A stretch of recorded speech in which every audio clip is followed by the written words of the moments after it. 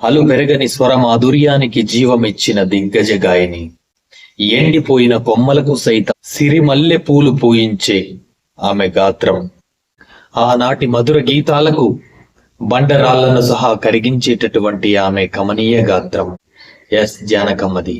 5 దశాబ్దాలకు పైగా సినీ సాహిత్య రంగంలో తెలుగు, తమిళ్, కన్నడ, మలయాళం, హిందీ భాషల్లో వందల వేలకు పైగా పాటలు పాడింది. ఆమె స్వరం, మృదుత్వం, విభిన్న పాత్రలకు అనేక శైలుల్లో పాడేటటువంటి ఆమెకు నైపుణ్యం ఉండేది. చిన్నపిల్లల మాధుర్యం నుండి సాంప్రదాయ భక్తి వరకు ఆమె సాధన చెప్పుకుంటూ పోతే సంగీత ప్రయాణంలో 10 లక్షల విచ్ఛిన్నమైన కృషితో ఎన్నో గౌరవాలు, ప్రేక్షకుల ప్రేమ ఆమెకు దక్కాయి. ఆమె జీవిత కాలంలో ఎంతో ప్రభావశాలిగా గుర్తించబడింది. ఆ పాటలు తరాల జ్ఞాపకాలను ప్రేక్షకులకు జ్ఞాపకంగా ఉంచాయి. ఎస్ జానకి 1938 ఏప్రిల్ 23వ తేదీన గుంటూరు జిల్లా అయినటువంటి రేపల్లె తాలూకులో పలపట్ల గ్రామంలో అయితే ఆమె జన్మించారు. ఆమె తండ్రి శ్రీరామమూర్తి, ఆయన ఉపాధ్యాయులు, ఆయుర్వేదిక వైద్యులు. 6 సంతానంలో 4వ వారు జానకి.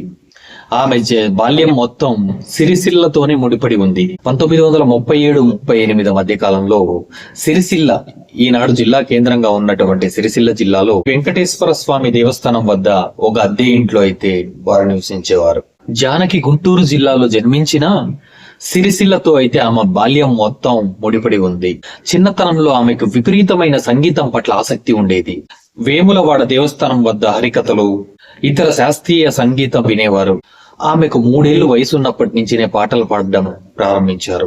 సిరిసిల్లలోని నాదస్వర విద్వాంసుడైనటువంటి పైడి స్వామి వద్ద సంవత్సరం పాటు ప్రాథమిక సంగీత పాఠాలైతే నేర్చుకున్నారు.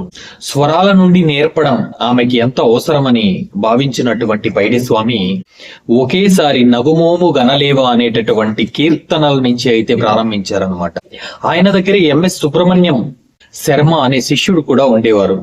చాలా అద్భుతంగా పాడేవారు. పైడి స్వామి లేనప్పుడు ఆయనే ఎస్ జానకి సంగీతం నేర్పించేవారు. తన 9 ఏళ్ల వయసులో ఆమె సిరిసిల్లలోనే ప్రదర్శన కూడా ఇచ్చారు. ఆ తర్వాత ఆమె కుటుంబం రాజమండ్రికి చేరింది. తర్వాత కోవూరుకు చెందిన వారణాసి బలరామయ్య వద్ద పాటలు పాడడం నేర్చుకున్నారు. చదువుపై కంటే ఆమెకు సినిమా పాటలపైనే ఎక్కువగా ఆసక్తి అయితే ఉండేది. ఎంత క్లిష్టమైన పాటనైనా సరే రేడియోలో వింటూ దాన్ని చాలా స్పష్టంగా అయితే పాడేవారంట. లతా మంగేష్కర్ పాడినటువంటి పాటలను అయితే ఎక్కువగా పాడేవారంట ఆమె. రాజమండ్రిలో అప్పట్లో క్రాంతి కళామండలి అనేటటువంటి ఒక సాంస్కృతిక సంఘం అయితే ఉండేదంట. తర్వాత కాలంలో దాని సినీ దర్శకుడు అయినటువంటి వీర రామచంద్రరావు దానిని అయితే నిర్వహించారంట. ఆ సంఘం తరపునైతే అప్పట్లో కచేరీలు పెట్టేవారనమాట. ఆ కచేరీల్లో ఎస్ జానకి గారు అయితే సినిమా పాటలు పాడేవారంట. ఎస్ జానకి 1959లో రామ్ ప్రసాద్ అనే వ్యక్తితో అయితే వివాహం అయిందంట. ఆయన ప్రోత్సాహంతోనే సినిమాల్లోకి అడుగు పెట్టారనేసి అయితే చెబుతున్నారు. రామ్ ప్రసాద్ కూడా సంగీతం అంటే చాలా ఇష్టమట. ఆమె సినిమా రంగ ప్రవేశానికి ఆయన చాలా అంటే చాలా కష్టపడ్డాడు. ఆయన కష్టం వల్లనే ఆమె సినిమాల్లోకి రాగలిగింది అనేసి అయితే చెప్పుకొచ్చారు.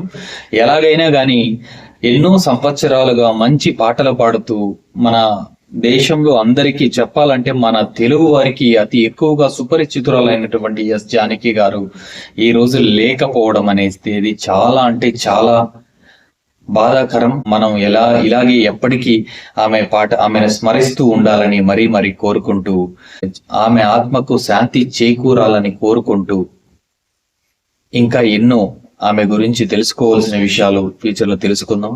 వీడియో నచ్చితే లైక్ చేయండి, ప్లీజ్ షేర్ చేయండి. మరిన్ని వీడియోల కోసం వెయిట్ చేయండి.